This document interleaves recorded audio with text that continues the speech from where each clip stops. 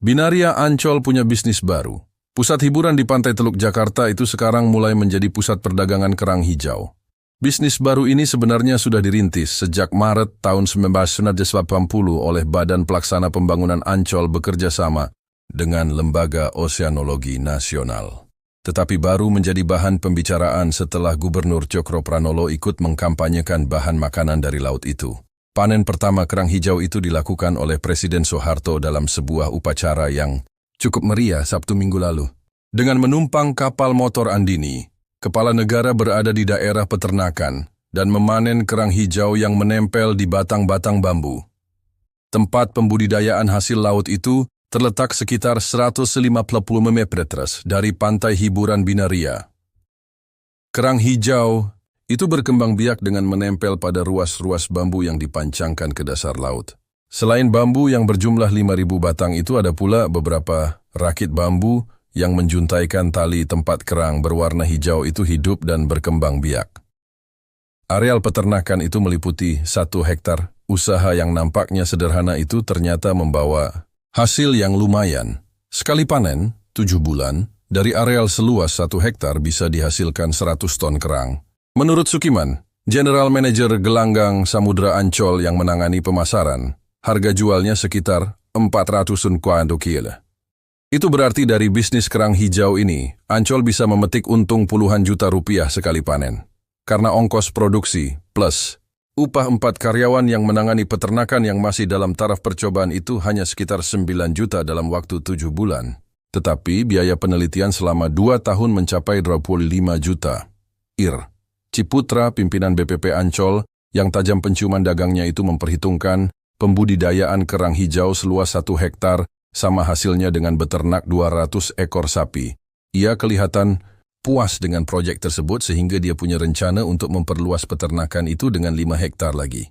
Tentang ikan kerapu yang juga diternakkan di situ, dia tak banyak bicara. Karena dia beranggapan kerang lebih terjangkau masyarakat luas. Presiden Soeharto sendiri mengharapkan pembudidayaan kerang hijau bisa disebarluaskan ke seluruh perairan Indonesia. Ia menilai peternakan kerang ini menguntungkan.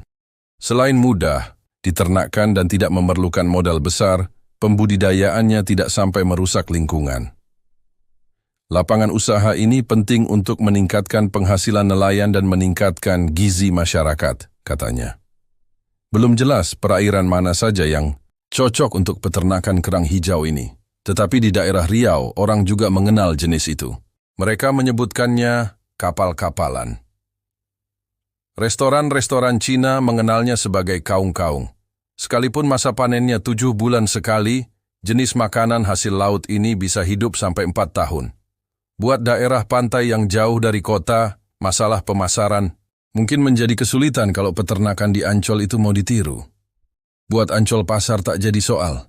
Kerang hijau kini sudah semakin luas dikenal orang, kata Sukiman dari Gelanggang Samudra Ancol.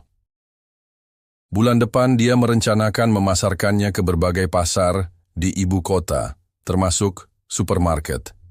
Jadi tidak hanya mengandalkan pesanan dari hotel-hotel beberapa. Hotel di Jakarta sudah lama punya menu kerang, tetapi dari jenis kerang bulu. Karena kerang hijau dianggap lebih gurih dan banyak peminatnya, Hotel Kartika Plaza misalnya, mulai menyediakan kerang hijau sejak 1979. Di hotel itu, kerang hijau rebus, 1 porsi 2.000 crowns. Selain direbus, dia juga diolah dengan berbagai bumbu. Ada yang namanya green mussel with chili sauce, sambal goreng kerang hijau. Ada pula nasi goreng pakai kerang hijau.